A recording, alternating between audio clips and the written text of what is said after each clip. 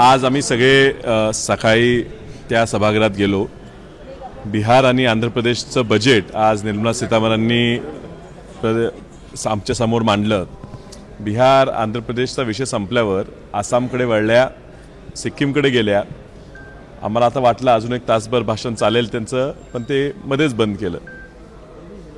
हे सरकार लाचार सरकार झालेलं आहे। ह्यांनी त्यांचं लोकमत घालवलेलं असल्यामुळे ह्या पुढच्या काळात त्यांचं सरकार कसं चालणार हे एक ह्या बजेटमधून तुम्हाला पाहायला मिळालं। 5 वर्ष फक्त लोक कशी सांभाळून ठेवायची ह्याच्या पलीकडे ह्यांना काही करता येईल असं मला वाटत नाही। मला खूप वाईट वाटते आमच्या महाराष्ट्राच्या त्या 8 खासदारांचं, 7 शिवसेना आणि 1 राष्ट्रवादी, जे त्या सभागृहात जोरजोराने टेबल वाजवत होती। मला कळलंच नाही की कशाबद्दल टेबल वाजवत होती। कदाचित त्यांच्या कानात जे माईक का स्पीकर दिले होते त्याचं ट्रान्सलेशन करताना त्यांना काहीतरी चुकीचं ऐकू आलं असेल। ज्या वेळेला उल्लेख वेगवेगळ्या राज्यांचा झाला तेव्हा चुकून त्यांना महाराष्ट्र ऐकू आलं असेल। तर मला आश्चर्य वाटतं ते का टेबल वाजवत होते।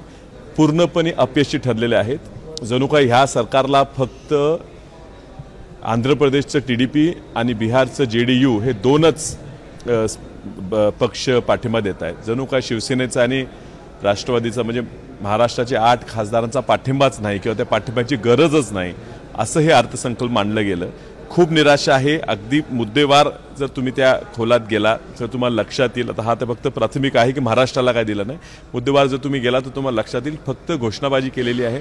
आणि घोषणाबाजी करत असताना काँग्रेस पक्षाने जे त्यांच्या मॅनिफेस्टोमध्ये मुद्दे मांडलेले त्या मॅनिफेस्टोची कसं अंमलबजावणी करता येते हे माहीत नाही। फक्त ते उचललेत आणि फक्त घोषणा करून टाकली आहे। कुठेही डिटेलमध्ये ते पैसे कुठनं आणणार, ते पैसे किती लागणार ह्याचा कुठेही उल्लेख नाही आहे। निराशादायक बजेट या ठिकाणी मांडलं गेलं। एक प्रश्न या निमित्ताने उपस्थित होतो, मोदी सरकार हे कधी न चुकणारं, मित्रपक्षांना न मोजणारं अशी त्यांची प्रतिमा झाली होती। यावेळेस मित्रपक्षांना सोबत घेऊन कसरत होती मोदींची।